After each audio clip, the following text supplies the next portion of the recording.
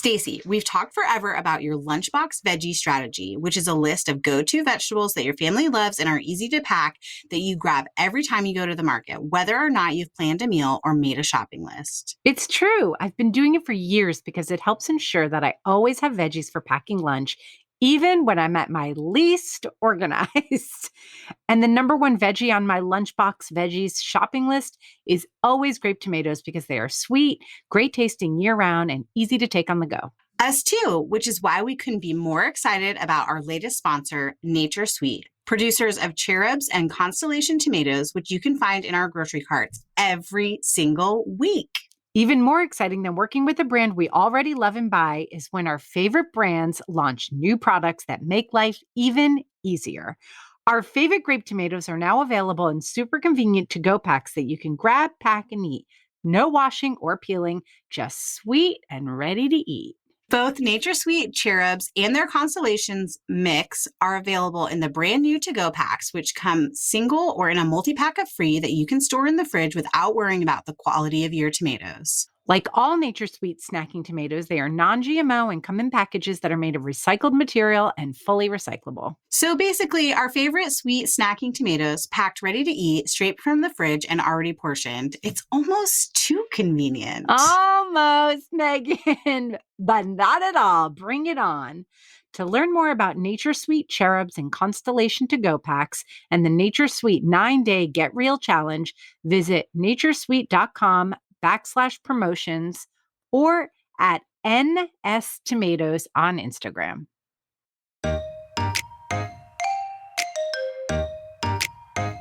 What we want for our kids is we want them to eat during the day. It's a long day and it takes a lot of stamina.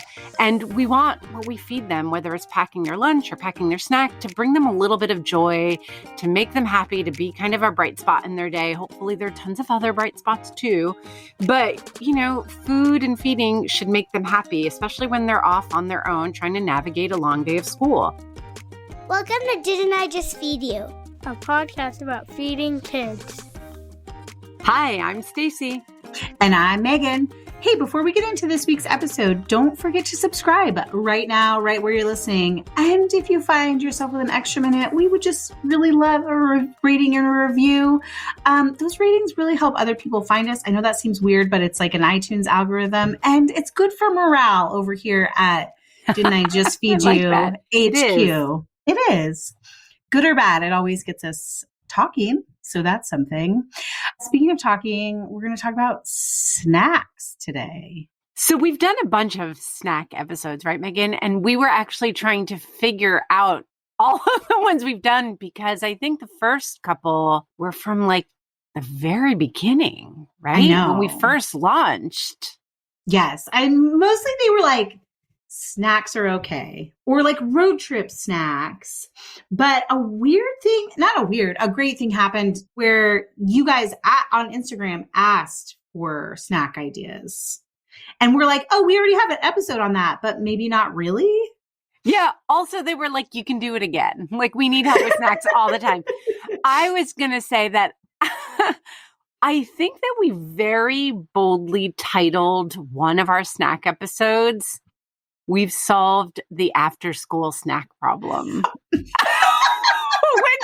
kind of makes me cringe. Okay. I think there was a winky face at the, I think in the episode we talk about right now. I know. Listen, in the episode we talked about how the fact that hey, no, we didn't. That we were just kidding. Psych.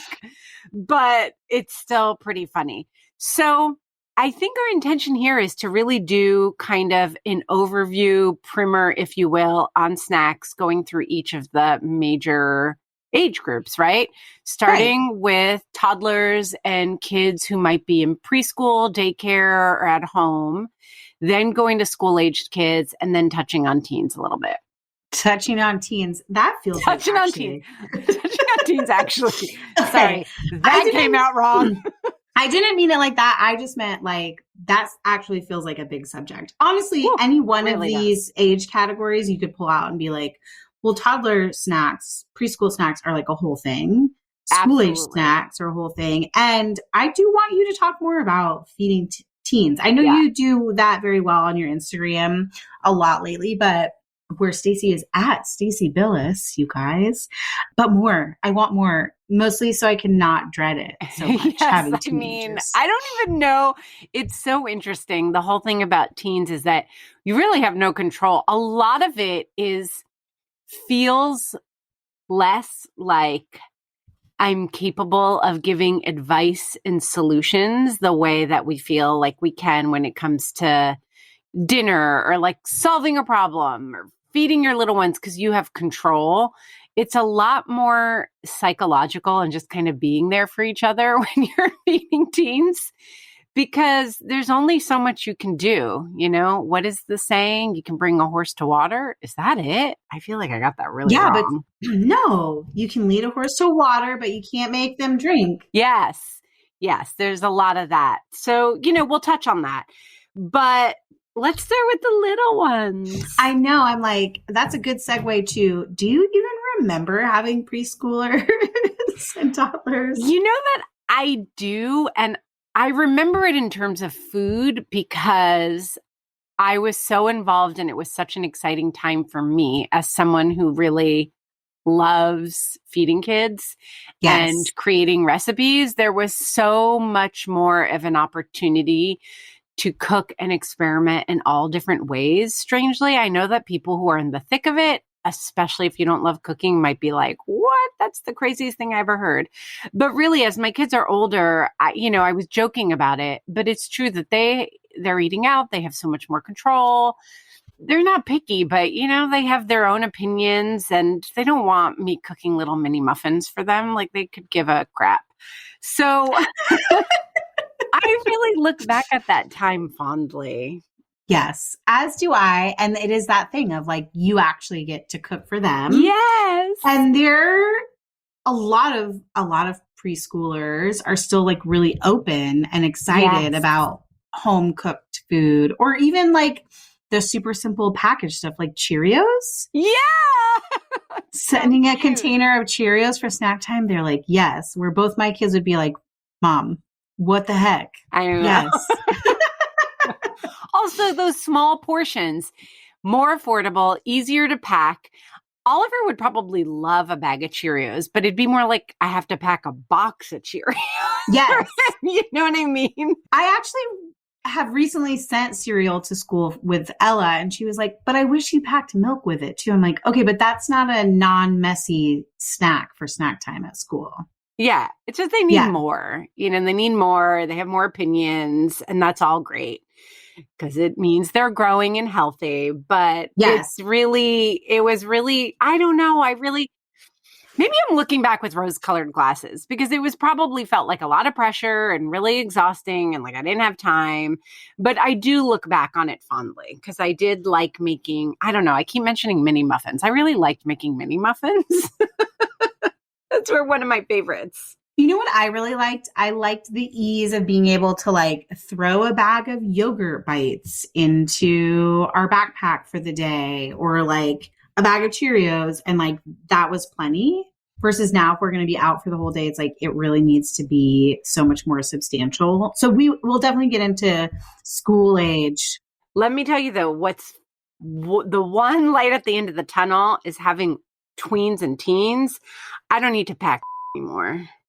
And if they don't have a Cliff Bar or a Z Bar in their backpack and they get hungry, you can be like, yeah, you can wait like everybody else. It's all good, man. So just relax. Just hold your horses. So that's the positive.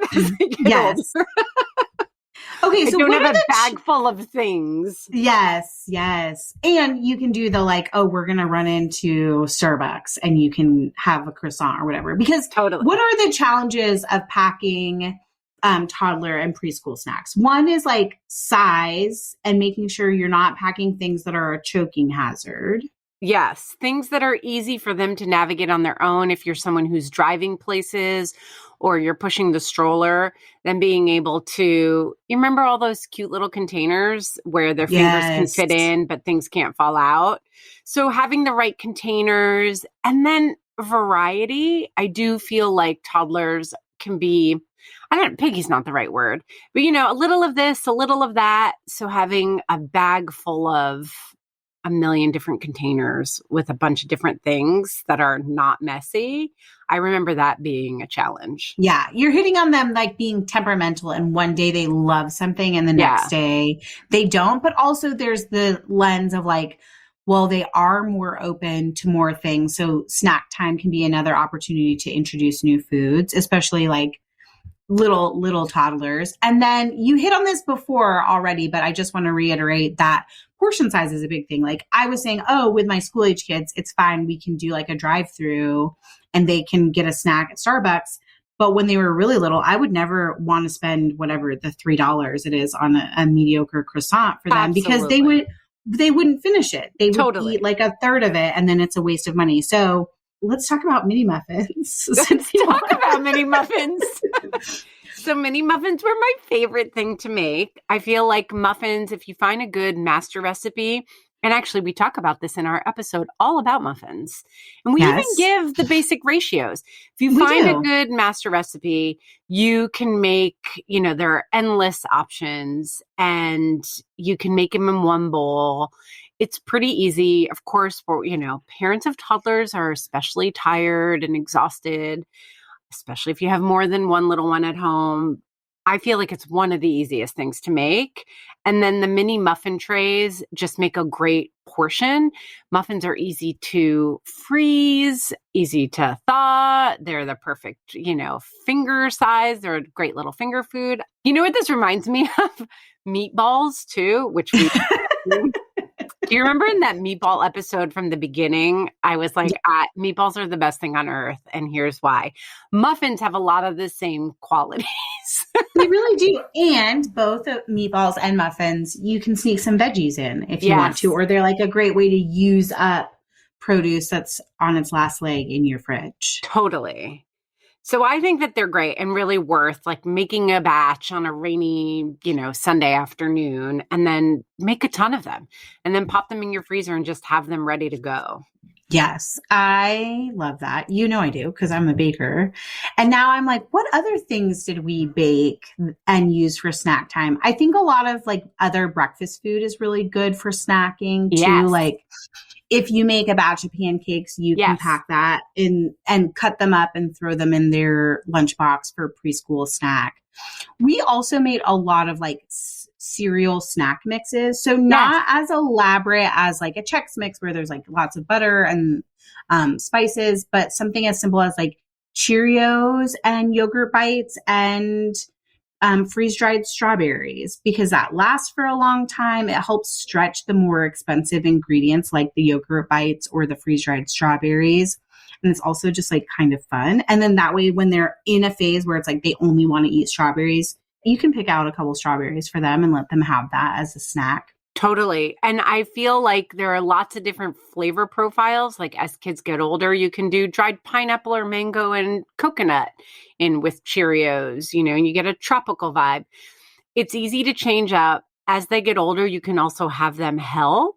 They don't have to be even that old, but you put out a bunch of stuff on the counter. It's a fun little like half-hour activity for them to mix everything in a mason jar and then seal it up and it's ready to go. Yes. I'm having a hard time remembering what other kinds of like everyday snacks we packed and bought. Cheese crackers, like cheddar bunnies or goldfish crackers were really popular and still are, honestly, with my kids. Honestly, I used to do diced up tofu. I mean, now I bet the boys would laugh at the fact that they ate that. But you can just lightly steam it, or if you have an air fryer, just dice it small and slightly cook it. And it's, it's great. It's very simple. We really did do meatballs too as a snack time. I know that sounds weird, but especially if you can get like the mini meatballs at Trader Joe's or something like that and throw them in the air fryer or the oven. And that was a great one. My kids used to eat so much more healthy, quote unquote, healthy than they do now. We used to do peas, just like. Oh, yes. I was going to say frozen peas and corn. Frozen peas. Yes, totally. I had a preschool provider once like comment about how like they were like, I thought it was weird that you would send your kid with frozen peas and then he would devour them at snack time because they thaw, but then they're still like super cold and it's a great texture, especially if you have toddlers who are teething. Yeah. So frozen peas and corn. Also, I want to say it's not that your kids eat healthier now. It's that they maybe ate a little more variety when you were in control, right? Like, I don't know. I mean, this is for a whole other topic. I know. It depends. I mean, the truth is that Isaac, for example, just doesn't eat nearly as much vegetables. I don't really mind that he loves junk food. I do too. But I don't feel like there's a balance in his diet. He's gone like far to one extreme and I'm just being okay with it because I figure that I've laid the groundwork and we'll see what happens with it. But he was like a super, I don't want to use the word healthy because it just puts a judgment on it. He used to eat lots of fruits and vegetables. Yeah. All the time. Same. Not so much anymore. That's okay. That's okay. Freeze-dried veggies. You mentioned freeze-dried fruit, frozen veggies and fruit, and then things like grapes and blueberries and cutting those in half. Those used to be great snacks, right? Puffs. My kids ate so many puffs. Wait, before we move on from grapes, I want to talk about grape cutters and also using those for things like cherry tomatoes. Yes, right? Totally. We will link to it in the show notes, but if you have a preschooler, yes, there are like so many hacks. Like you can use 2 deli lids and cut up grapes or cherry tomatoes.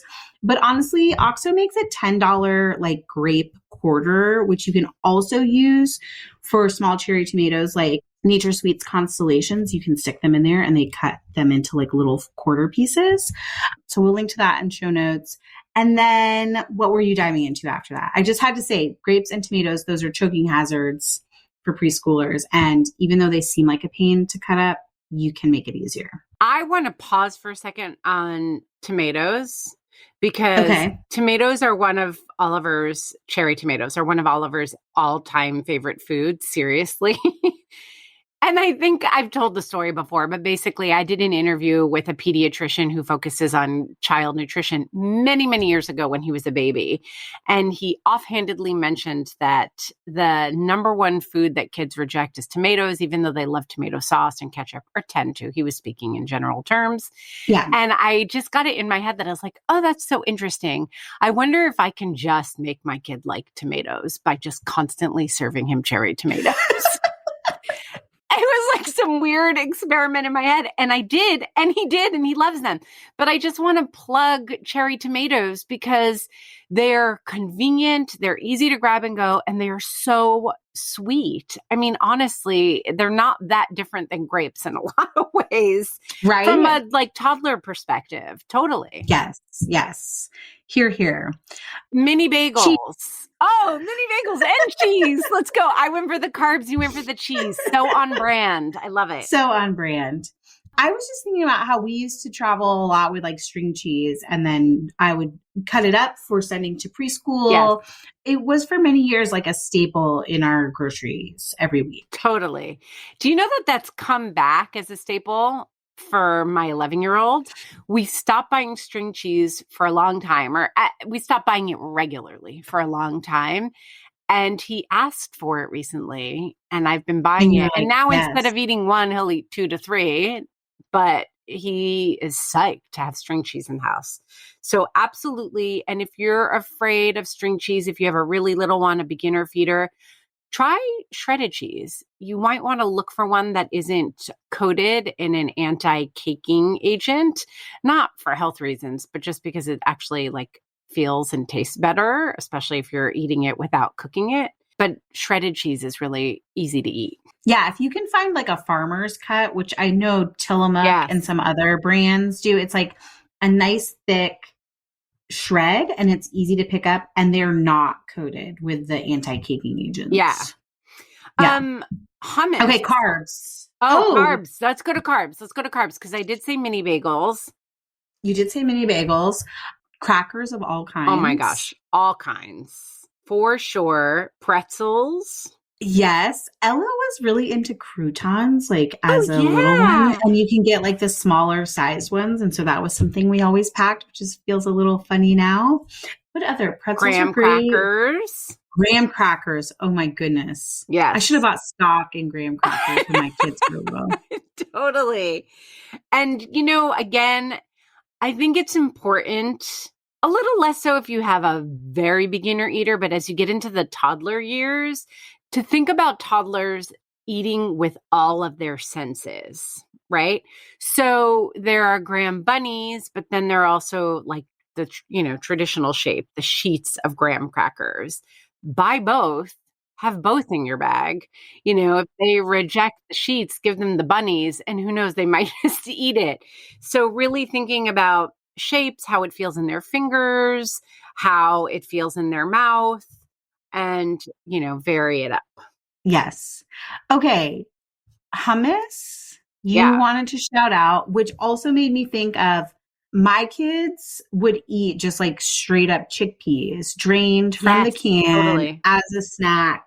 And black beans too. I don't know that we tried a lot of other beans because I was just like, oh yeah, chickpeas, like we'll just buy them every week. Which is funny because the conversation of like chickpeas and graham crackers, like those are things I still buy for snacking for my kids, but they're like just the form has changed a little bit now that they're older. Yeah, absolutely. And if you have a very little one, just beginner eater, and you're still doing the feeding, it's not a finger food, beans are great. Just lightly mash them with a fork and feed them on a spoon, and then you can also get a little bit adventurous by, maybe sprinkling a little curry powder on it one day to vary the flavor and, start introducing different flavors. Yes. Shout out raisins because my kids will no longer eat raisins, but when they were little, the tiny boxes of like the raisins came with us everywhere and they would eat them, and dried cranberries also. Oh, cranberries. I was going to say cranberries are number one. We've never liked raisins in this house. Weird. Listen, I'm not a fan of raisins either. Like I feel like sorry, I'm going to call out my older sister here because she tells people that she's allergic to raisins. Like, is she not? No. She's like, so then you're allergic to grapes in all forms, right? Theoretically. As she drinks her wine. So as she drinks her wine. So like no wine, no grape, no grapes and salads or whatever. But she's like, no, I'm allergic because she hates them so, so much. And I do feel like it's kind of offensive when you bite into a cookie and you're like, ooh, this is going to be so good. And then there's raisins. And then there's raisins. I agree with you. I'm not here for raisins. And I should have known that you don't like raisins because we know how you feel about cooked grapes. Yeah, I've said about grapes in general. They're a hard one for me, but that might actually be like a really good reminder of just because you don't like something doesn't mean that your kids might not be into snacking on it. I know it can feel weird to like buy something Absolutely that you don't like, but like I still regularly buy grapes because my kids will eat them. And when they were toddlers, I was buying raisins every single week. Those little boxes, yes. If it's a snack that works for them, I'll keep it in the house. I'm not that offended by raisins. Yes, I hear you. Okay, so you're talking about how you don't like raisins, how we know this about you and grapes. Let's talk about something that everybody knows about me. I love eggs so much. Yes. And I'm just going to say that I think this recommendation spans all ages. Eggs, eggs, eggs. So hard-boiled eggs. When you have a toddler, though, and a little one, scrambled eggs is really great once you have introduced it safely, because I know that it's an allergen. But scrambled eggs were a favorite snack of my kids when we were home. It's not an on-the-go snack, but, they would just like pick up the pieces with their fingers, and it was great. Oh, okay. So I just want to add about eggs. One, some of the allergen, it's really wild that some of the allergen recommendations have changed from when my kids were really little to like they do say after 6 months you can safely introduce eggs. When Ella was little, it was 1 year. Like you were not having eggs until their first birthday. Did you really wait until the first year? Probably. I was like, we can't mess her up now. Let's not. I introduced everything early. Like I think we were on the early side. Yeah. I know that she definitely had eggs like on her first birthday Yeah, in birthday dude. cake. Oh, eggs. Isaac definitely ate eggs when he was little. So I think we did it because at the time when that was the recommendation, everyone's like, don't do it on their birthday day. Cause like, what if they have an allergic reaction? I think we did it like a couple weeks before to see, but, I am a big fan of this, like, I believe the origins are Japanese of like making sort of like a rolled omelet. I don't know how to explain. It's like you fluff the eggs, you cook them in a really thin layer, and then you can roll it up. And I did find that to be like a really easy to pack for like preschool snack time in a thermos or whatever, like for snacks and to take on the go. I mean, obviously it doesn't have the same backpack shelf life as Cheerios does, but it can be some like a really nice filling snack if you're preschooler or toddlers eating on the go.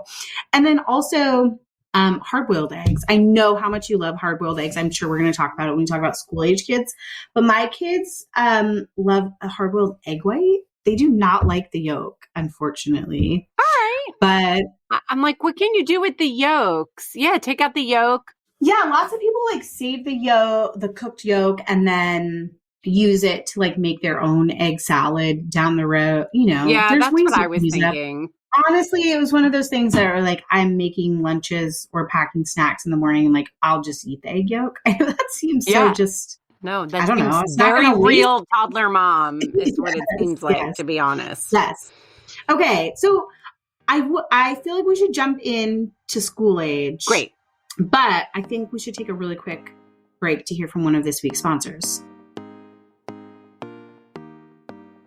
Megan, it's no secret that I'm a maximalist who loves luxe clothing and home goods. It's also no secret that I'm a minimalist who also loves investing in a handful of small luxe things that will last in service for a long time, especially for my house. And we both love a good deal, which is why we both become obsessed with onequince.com, a one-stop shop for curated luxury goods shipped direct from the world's best specialist factories. Quince partners with factories that produce well-known luxury brands and that demonstrate a commitment to high production standards, fair wages, safety, and sustainability. They also focus on essential products with low design costs. Think cashmere crews, super soft fleece pants, and the down comforters and hotel quality sheets that I stocked up on for my new house. I've also been doing some back to school shopping to stock up on fall essentials for me. A new denim shirt, everyday gold hoop earrings, and a super cute crossbody bag. Staples I'll wear on repeat all season, shipped directly from the factory, no middle person, no upcharge. Altogether, that's how Quince is able to keep prices up to 50 to 80% lower than other brands. Real Simple, In Style, Fast Company, Refinery 29, and Fortune all agree with us. Quince is a game changer. Take advantage of a brand new offer just for our listeners. Get 10% off any purchase of $100 or more with the code FEED10. There's always free shipping and 365-day returns. Just go to onequince.com/DIJFY. That's ONEQUINCE.com/DIJFY, short for Didn't I Just Feed You? Quality shouldn't be a luxury. Try Quince today. All right, Billis. All right. Here's where we're like really experts. We are living and breathing right now. School-age snacks. So I want to say that a lot of what we already said applies, but just to hone in on some things like the pancakes, the waffles, the muffins, but make them bigger. Don't make them mini. The hard-boiled eggs, the trail mix idea. And I use that term loosely, but you know, just getting a whole bunch of things like the cranberries and freeze-dried fruit and cereals and packing that into a bigger bag all apply. You're just going to adjust the portion size, right? Yes. Okay, but let's talk about my real problem. Oh, okay. Let's do it. Let's go. I was like jumping in. I'm just kidding. I know that I'm not alone in this, but we talked about like what are the challenges of feeding preschoolers. So the challenges of like snacks for school-age kids specifically right now is like we have snack time at school. We have to send something for snack time. It needs to be nut-free. And the teachers ask that it be something that is like not messy. So yogurt is something that like Ella really loves, but I feel like I can't send yogurt for both Ella and Emmett because Emmett's a little bit more of a messy eater, and that doesn't feel like a yogurt and a spoon. What about a yogurt tube? Yes. Yes. That's the challenge, is like, what is something that's allergy friendly that is filling also, because Ella's class eats lunch last. And so she's like, it's hours between our morning snack time and lunchtime. So things that are a little bit more substantial. Yes. Okay. Mess free, can go in a backpack, don't need to necessarily be packed in like a cooler bag. So, here's what I think is a little bit challenging about this. Things like applesauce and squeezers and yogurt tubes are messy. With yogurt, you also have to think about refrigeration in some cases. I know there are some brands that have now tubes that you don't have to refrigerate, but they can be messy. They can get smushed. They can explode in a backpack, which is a nightmare. And as your kid goes from like 8 years old to 11 years old, sometimes the portion just isn't enough. I think that a normal squeezer is something that Oliver can inhale in one gulp. One squeeze and it's gone. So, I used to rely on those a lot when my kids were little, but coming home for snacks, and I could give them a variety of things. So I agree. Like, that is a major challenge. I really want to go back to muffins. I know I probably sound like a but for older kids, you can do pizza muffins. You can do ham and cheese muffins. It doesn't have to be like a blueberry muffin over and over and over. It can be a little bit more substantial. You can add a little bit more protein. And then thinking about your muffin tin, what about egg bites too? So we've already talked about hard-boiled eggs, but those also, as kids get older, can be a little stinky. And I know that it can become embarrassing sometimes just to have a hard-boiled egg. But doing egg bites style eggs in a mini muffin tray and doing them ahead for the week and sending those in are really great. What else? Cheese sticks, I think, are great. What about those hummus packs with pretzels? Is that too messy? I don't know. I actually haven't thought to try them. So I think that's like a really good question. And then that also opens up those like little avocado packages and tortillas. Exactly. I think those are great for Oliver. What you're talking about is something I just recently started trying to do, which is a little bit more like partnering. So so Emmett is my like eater. He has a big appetite right now. I pack way more lunch from him, to the point where someone on Instagram, when I like labeled them on our Instagram, was like, "Are you sure you don't have these labeled backwards?" I was like, "No, I absolutely have them labeled correctly." He eats his sister under the table, and that is fine. There's a lot of social stuff with Ella at lunchtime too. So that's part of maybe why she's not eating as much. And Emmett does not give a rip. Like I sent him to school with shrimp, and he was like, "Yeah, some kid said it was stinky, and I don't care. Like, I love shrimp. Totally. I ate it all." I have to tell you that even now, like, our kids have about the same number of years between them. So looking ahead between Isaac and Oliver is definitely the bigger eater and is the same way. Like, doesn't really care, just wants his food, doesn't like being hangry, could eat all day. Yes. So for like Ella is fine if sometimes I like pack her cereal or snack mix or just like goldfish crackers or a Z-bar or whatever for her snack, because she wants it to be like simple, not embarrassing, whatever. Not judging her. I support her, whatever she feels like she needs. She's in a new school, so many things. But Emmett, who does not care and he just wants to eat, we've been doing like pretzels and those little like dried like sausage, but they're not dried. It's like jerky adjacent, like a sausage stick. Yes. So always partnering his snack, because that makes it more filling for him. Like if I just sent him with pretzels, and then even lunch, he's at the end of the day, he's like, I was so hungry. So I love this idea for older kids of partnering. For toddlers, it's more of a buffet, just a bunch of random things because they might be feeling finicky or they want a little of this and a little of that.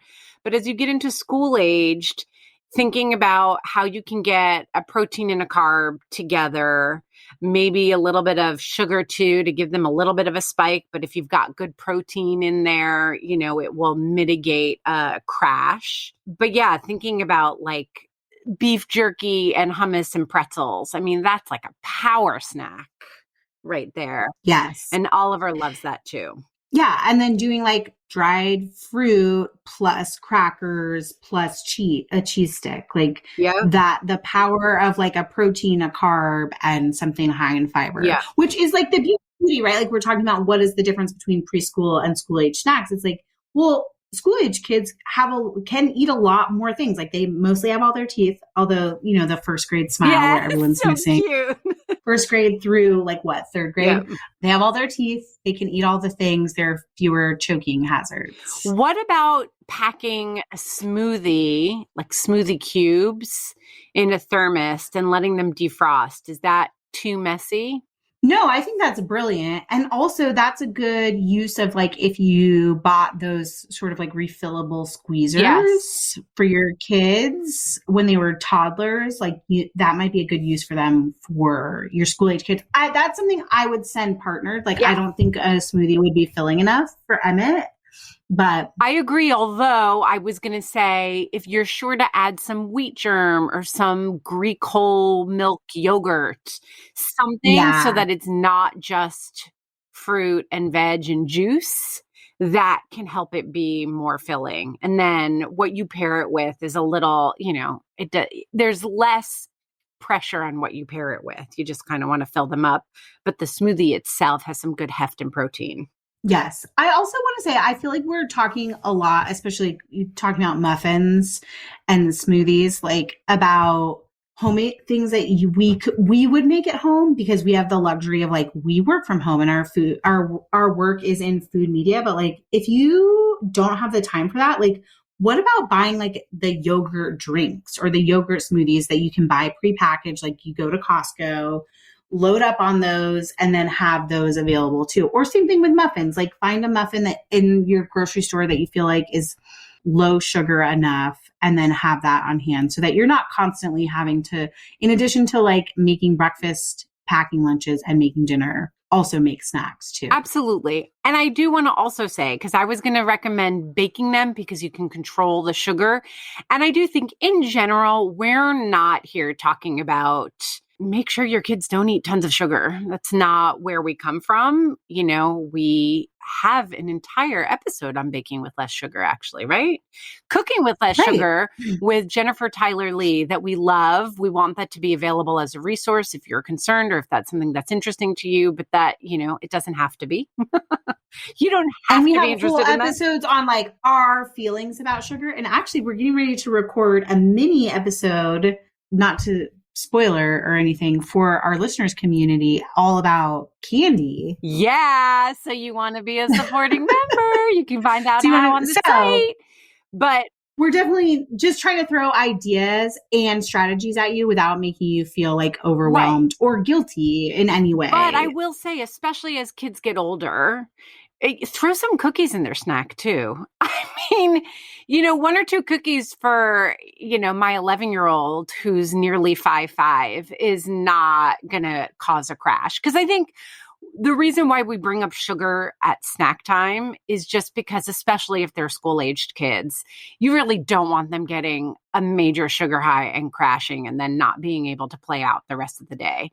So, that's why I think here more than in any other episode, we talk about balancing protein and fiber and sugar and just kind of being aware because we want our kids to feel good and as focused as possible during the school day because that just helps them feel like they're succeeding and helps them feel good. But, cookies. I'm so glad you said cookies. Cookies, hello. Could you tell? You could tell. I was like, oh yeah, cookies. Because not just like great like oatmeal cookies with chocolate chips where it's like it feels fun and you're getting some fiber in there, but also like the idea of a breakfast cookie. And again, that can be something that you make at home and like keep stashed in like you can make a big batch, stash them in the freezer, bake off a couple every week, or there are brands now that make, I'm thinking of like Bobos and then there's like is it the Smart Cookie? I'm going to get the name of that where they make like the giant cookies. It's maybe two nude names. We'll link to it in show notes because I'll find it for sure. But like breakfast cookies, how stoked would your kids be to be like, I have a cookie for snack 100%. But you know, it's like packed with nutrition. And here's the thing. When you get to school-age kids, even if you are willing to make a batch of muffins every other week and a batch of cookies every other week, and you have those things on hand, that's great.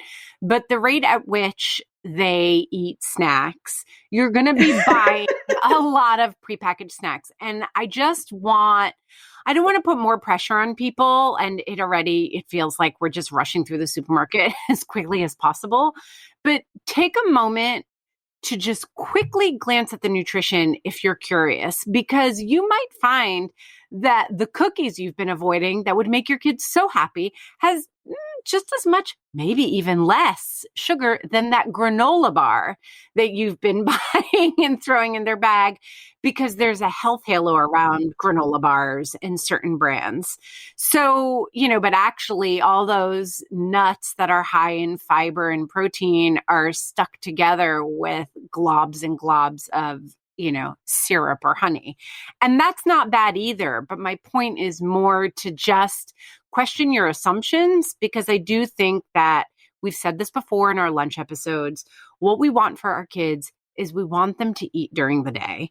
It's a long day and it takes a lot of stamina. And we want what we feed them, whether it's packing their lunch or packing their snack, to bring them a little bit of joy, to make them happy, to be kind of a bright spot in their day. Hopefully there are tons of other bright spots too.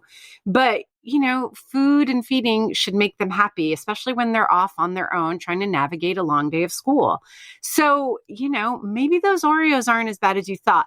It makes me think my revelation about fluff. Fluff makes me so happy. And I try not to eat a ton of sugar during the day, because when I crash so hard because of my PCOS. But one day I was like, wait a minute, I'm going to look at how much sugar is in 2 tablespoons of fluff versus 2 tablespoons of jam, which I would eat on toast. I would swirl into plain yogurt, and fluff had significantly less sugar. So now every once in a while, I'll just have a fluff and peanut butter toast, and it makes me so happy. I love it. I mean, it's that kind of little shift that can really make a big difference. Oh, so also speaking of fluff and peanut butter, can we just also talk about sandwiches as a snack? Like half of a sandwich? Yes. Okay. I want to talk about fluff for just one sure. second. I'm happy. Kind of fluff adjacent, because I said there's so many things that like as toddlers, my kids loved that they still eat, but just in different forms. And a huge hit at our house recently has been graham crackers with either cream cheese or frosting in between, like packaged for snacks or like a little treat at lunchtime. And I hadn't thought about fluff yet. And now I want to do that. Fluff. I buy fluff by the big size container. Fluff is always in my house for me. And a big thing of Nutella is always in the house for Isaac. Those are like our two favorites. Nutella is not school safe, just being clear. But yes, it is delicious. Yes. But I love the idea of graham cracker sandwiches. There you go. A regular sandwich, any sandwich that your kid likes, especially if what you've packed in school lunch is maybe leftover pasta or, last night's chicken, then give them half a sandwich for snack time, and it can be a fun sandwich too. Banana and fluff is a really good one. I don't know, put sprinkles on the sandwich. I'm pro sprinkles on the sandwich. We do like fairy bread sandwiches regularly where it's like cream cheese and sprinkles on bread. Also super simple sandwiches. I did not grow up liking mayonnaise. I think we've talked about this before. So I would sometimes get butter on sandwiches instead of mayo. And there's something about like buttered bread with salami on it that I love. And so now Ella does too. And that's like a really easy, that's 3 ingredients to like throw in a snack bag for her to have at snack time. Very, I love butter and ham on baguette. Very French. It's delicious, but I think that's great too. We have a whole sandwich episode if you need more sandwich ideas. But to that end, also doing simple like tortilla wraps too. Yes. and call them pinwheels. Again, sprinkles on top, like whatever works to get them excited. But that's great because you can, again, cream cheese has a little protein, a little dairy, you get your carb, it's filling, and, pair it with something like we were talking about. You can put some blueberries in there. It's easy. Yes. Okay. Tell us about teenagers. I feel like I'm just going to sit here with my hands under my chin because they feel like such an enigma to me. And you said at the top of the episode, like, you have a lot less control over what they eat. So how do you just support them at snack time? Is it mini meals? It is. Absolutely. You hit the nail on the head. So it is mini meals. And it's funny because when is snack time? They wake up at 11. They're not hungry right away. They eat at 11:30. I don't even know. And then when they go to school, you're not packing snacks for high schoolers. Because would that be embarrassing? I really don't know. I'm really guessing here, but I feel like both for maybe some positive and maybe some negative reasons, a lot more kids teens are into cooking and their diet and prepping food. And I do think that some kids, maybe more than when we were in high school, but again, I'm guessing, bring in their own lunches. Maybe they think it's healthier. Maybe they're on a special, diet. They're eating gluten-free for health reasons. I don't know. I feel like in Isaac's circle, I don't think people would judge, but certainly it's not like snacks packed by mom. And I can tell you also, moms of teens want nothing to do with packing snacks. That's not the way we're spending our time. I have done it. I carried the bag of Cheerios for years. I'm not doing it now. We're not looking, because they're capable human beings. Yes. So I do think that there's a couple of things here. One is making foods available to them. Another is modeling and thinking about your own snack time too, because that can really overlap with your teen snacks. And when you're making something for yourself, maybe just making a little bit of extra and like having it around, because some teens are highly motivated to prep their own food and make their own stuff. Some, ask me how I know, if they need to make their own food, they just won't eat. So it just really depends on your kid. But what kinds of foods are important to have around? I do think of mini meals. I mean, honestly, frozen pizzas and pizza bites, I don't buy those as meals. Those are definitely for snack time. Those are definitely for in between. Smallish frozen burritos. I know that can seem like a whole meal if you're still feeding a little kid, but a frozen burrito could certainly be a snack for Isaac. He likes that brand Red's a lot, and they have tons of varieties. They have breakfast burritos, they have sausage burritos, but hit the frozen food aisle and see what you can find there. Waffles, like frozen waffles, or if you're making them, I guess if you're making them for little kids, why wouldn't I recommend that you make them for your big kids too? But if you're making a big batch on the weekend, freeze them or buy some frozen waffles and, nut butters, apple butters, cream cheese, having a lot of spreads like that to put on top. And then even with Isaac, who isn't that into cooking or anything, he likes any kind of toast thing, whether it's a waffle or, a piece of sourdough, to feel really loaded and kind of grown up. Avocado toast is another big one for him. And he puts chia seed and everything, bagel seasoning. So talk to your teen about what kind of seasonings they like. Oh, he likes dried dill on his as well. And he'll layer sometimes a hard-boiled egg on top or slices of tomato. So thinking about kind of loaded toasts. I'm glad to see that egg is a continual theme still. Oh, yes. Listen, for you, for your eggs heart, forever. For all of it. Yes. For all of it. If they're home, scrambled eggs, teaching my kids how to make scrambled eggs and investing in a small nonstick pan, which I didn't have for many years, has been huge, because as much as Isaac doesn't care about cooking, he will scramble an egg for himself. If it's easy. Yes. Hence the nonstick. Right. I've taken the eggs out and like a pat of butter. Like just if I'm getting ready in the morning and I'm scrambling my eggs or making something for Oliver and Isaac's still sleeping, I'll just put everything in a pan. And even if he doesn't, and leave it on the counter, literally. So everything is right there for him. The pan, the eggs, the pat of butter that he needs is all waiting. And he sometimes makes it for breakfast, but sometimes he'll just pour a bowl of cereal and then 2 hours later go back to the pan and scramble eggs for himself. Trail mix instead of the like cutesy little cereal, little, dried fruit, freeze-dried fruit. Real trail mix with lots of nuts like cashews and almonds and really nice and filling. And anything with chocolate chips makes the difference, or like M&Ms, something like that. I feel the same way about trail mix. I love the like Whole Foods makes one where it has like peanut butter cups in it. Yes, exactly. Yes. That is the trail mix I want. So basically I eat like a teenager, which is fine. Totally. Overnight oats. Weirdly, I'll make them for breakfast, but then sometimes he won't want to eat that for breakfast. I think the other thing is really, again, we started to mention this with sandwiches and school-aged kids, but not being so trapped into these are the foods we eat at breakfast. These are the foods we eat at lunch. These are the foods we eat at dinner. I have found with my teen, it's all mixed up. They're on a whole different wavelength around time and food and eating. Anything goes whenever. It can be a slice of pizza for breakfast, then overnight oats for lunch. Like it can be random. So just having things around, I think, is helpful. So love overnight oats.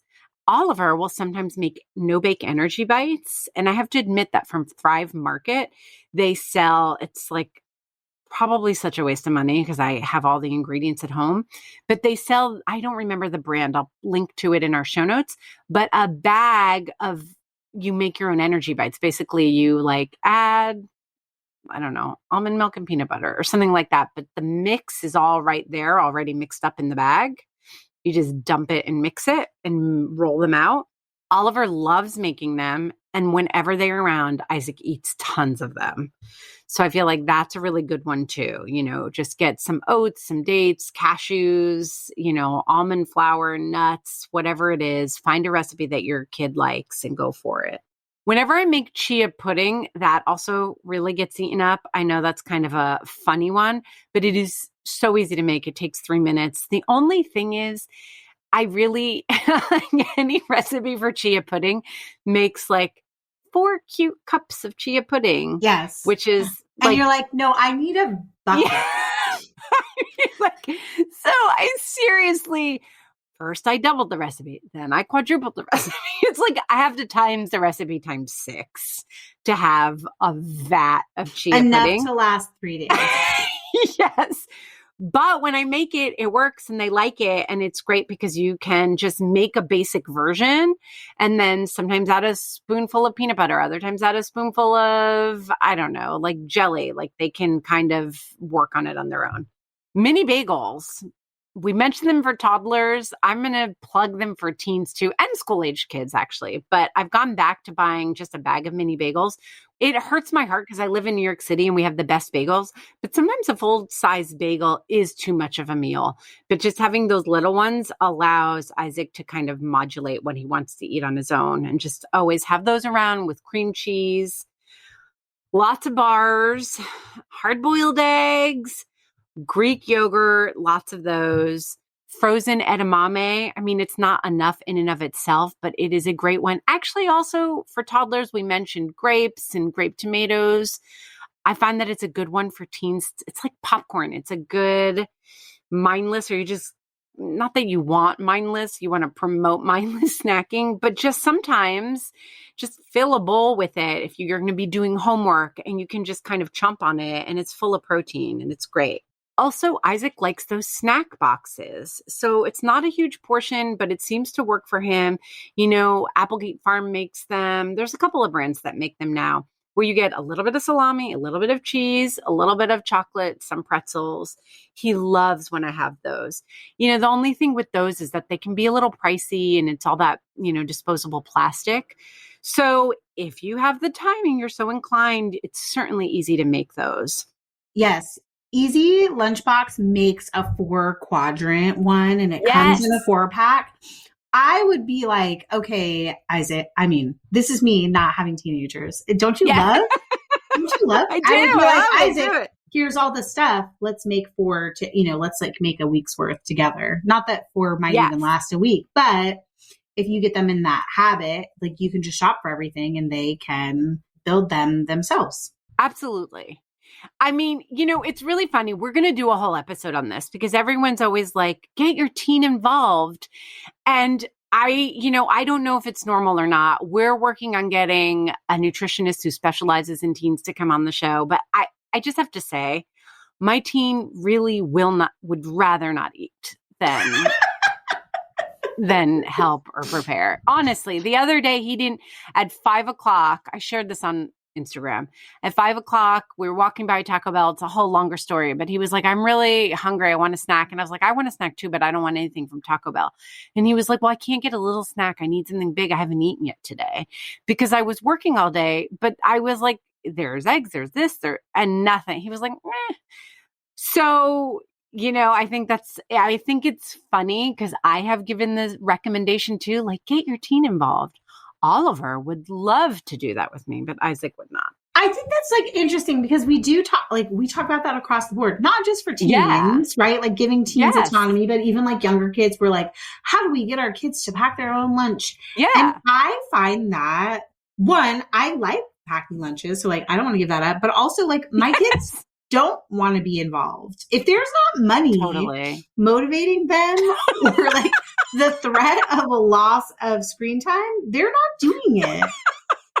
And maybe that's like very revealing of my kids being spoiled or what, I don't know. Like it's probably some flaw in my parenting, but they just... No, listen, I have parented my kids the same. Oliver is just as spoiled as I But Oliver really will like go in the kitchen. And it goes back to this thing about what you were saying about Emmett and Ella. Like Oliver is not going to miss a meal. Like Oliver will never, he's like me. Like, you meet those people and they're like, oh my God, I didn't eat all day. You're like, what? Like, I honestly cannot comprehend. Like, there's no day that I get to 5 p.m. and I haven't eaten ever.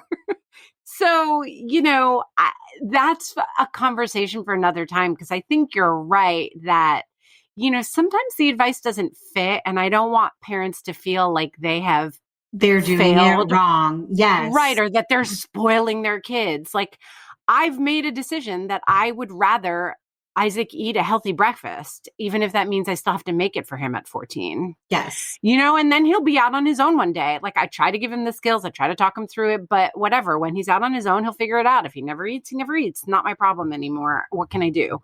But I want to help him. So one last snack idea. Okay. I'm going back to eggs. It wouldn't be me if I didn't end on eggs or yogurt. But anyway, let's talk eggs. Making a big frittata. Oh, yeah. And just having that on hand. And then just like our frittata burrito, but same thing. Like I've tried talking to Isaac about, and we're still like, he's still kind of like only half listening, but you don't have to just reheat the frittata and eat it like that. You can wrap it in a tortilla with some salsa and some cheese and then put it in the microwave. Like there's lots of ways. Put it on an English muffin as a sandwich. Yes. Totally. Yes. Cut it up into little bites, have it as a snacky thing alongside fruit. Yes. Totally. I'm like, ooh, now I want to make a frittata. Okay. And listen, where's one last thing? Smoothies. I don't think we need to go in depth about smoothies. We have a whole episode about it, but Isaac really does still love a smoothie when I make it for him. Same. Also, Emmett is lately only into if it's like a chocolate peanut butter, like as filling as physically possible. Yes. Yeah. And I will put protein powder in Isaac sometimes. Like if that's going to be, I don't know, depending on the day, if he has practice or something like that, there are ways to make it more filling using nut butter, using wheat germ, using Greek yogurt, using protein powder. But so also that's like kind of a genius thought there too, which is like, especially if you have teen athletes, getting some of those like ready to roll smoothie like whether it's powdered or it's like a freezer package that they just dump in there with milk of their choice. is pretty smart. Totally. It makes it so easy. And I have to say, less for Isaac because he's not a cook, but even Isaac, definitely Oliver, having a smoothie cookbook just on the counter really does help them because, Yes. you know, you dump a whole bunch of things in the blender. This has happened to all of us. And it like sometimes it comes out great. And other times you're like, ugh, like what's this color? And my measurements are off. This is kind of gross. Into that with like, you know, we each have, you love the Jennifer Gardner smoothie. Is it Jennifer Gardner? I have one from Cooking Light that's like like berries and greens. And as many times as I've made it, every once in a while, I just will not hit it right.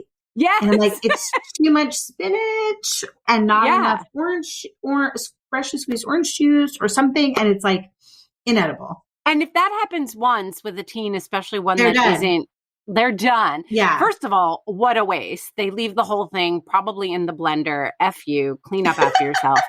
But also, you know, then they're not going to do it again. So just having a really, you know, whether it's an app or a book, we have Catherine McCord's smoothie cookbook on the counter and they can just open it up. And she divides it by like tropical, chocolatey. So, you know, they go straight to chocolatey if that's what they feel like. And they have all the measurements there approximately. And it's super helpful. Yes. Okay. You know who's going to have even better ideas than we do? Oh, our listeners, always and forever. Yeah.